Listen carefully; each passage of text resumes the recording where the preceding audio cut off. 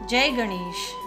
आज मैं आपको बताने जा रही हूँ उपछठ के व्रत का महत्व और सुनाऊंगी आपको उपछठ के व्रत की कथा।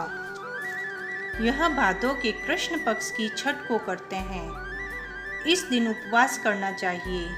शाम के समय संभव हो तो नदी या कुएं पर स्नान करना चाहिए। स्नान करने के पश्चात बैठना नहीं चाहिए। स्नान के पश्चात सूर्य भगवान की चंदन और पुष्प से पूजा करके अर्घ देना चाहिए। सूर्य स्तोत्र बोलना चाहिए और भगवान सूर्य के 12 नाम बोलने चाहिए। उसके पश्चात जब तक चंद्रोदय न हो तब तक खड़े ही रहना चाहिए। शाम के समय सभी मंदिरों में भगवान के दर्शन करने चाहिए। सभी सखी सहेलियां मिलकर भगवान के भजन और कीर्तन करती हैं और चंद्रोदय के पश्चात चंद्रमा जी को अर्घ देकर चंद्रमा की पूजा करते हैं। उसके बाद उपवास खोलते हैं अर्थात भोजन करते हैं। इस व्रत को चंदन षष्ठी व्रत भी कहा जाता है। यह तो हुआ हमारा उपछठ के व्रत का महत्व। अब आपको इसकी कथा सुनाती हूँ। एक साहूकार था। साहूकार की पत्नी जब दूर हुई हो फिर भी सब जगह हाथ लगाती व खाना बनाती और पानी भी भरती थी। वह सब काम कर लेती थी। कुछ दिन बाद उनके यहाँ एक पुत्र हुआ। पुत्र जब बड़ा हुआ तब उन्होंने उसकी शादी की। शादी के कुछ दिन बाद साहूकार और साहूकार की पत्नी की मृत्यु हो गई। मृत्यु के बाद साहूकार तो बैल बना और साहूकार की पत्नी ने स्वान योनि में जन्म लिया। वे दोनों अपने बेटे के घर पर ही पहुँचे। बेटा बैल से खूब काम लेता था।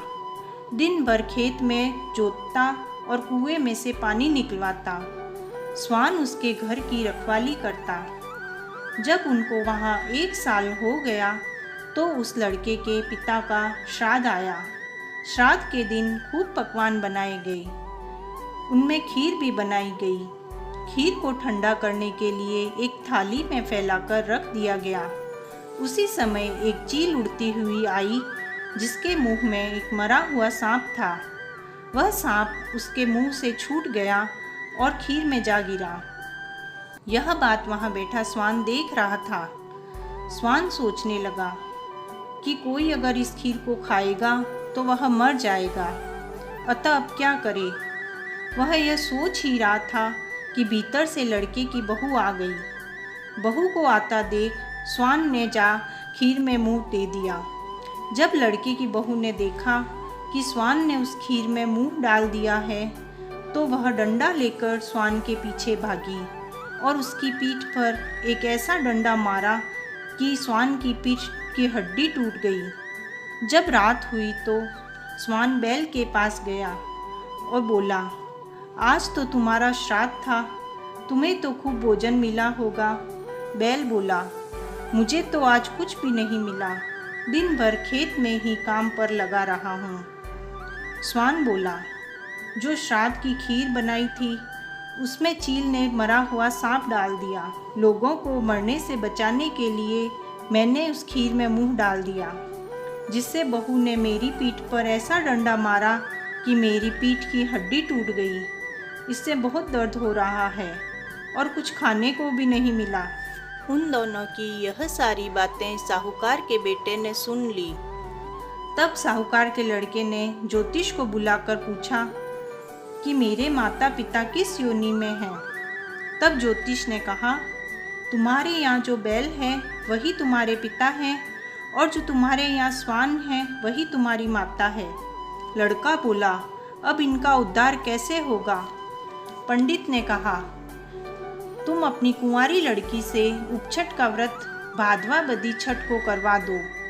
जब वो अर्घ दे तब जहाँ से पानी गिरे वहाँ इन दोनों को खड़ा कर देना। इससे इनकी ये योनि छूट जाएगी।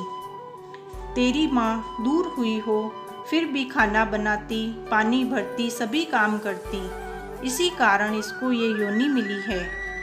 साहूकार के लड़के ने अपनी बेटी से यह व्रत करवाया। अर्घ का पानी बहकर छत की नाली से जहाँ गिरा वहाँ उन दोनों को खड़ा कर दिया। इससे उन दोनों को मोक्ष मिल गया। हे ऊपछठ माता, उनको मोक्ष में दिया वैसा सबको देना, किंतु जैसा दोष उन्हें लगा वैसा किसी को भी मत लगाना। कहानी कहने वाले, सुनने वाले सबका भला करना। जय ऊपछठ माता की।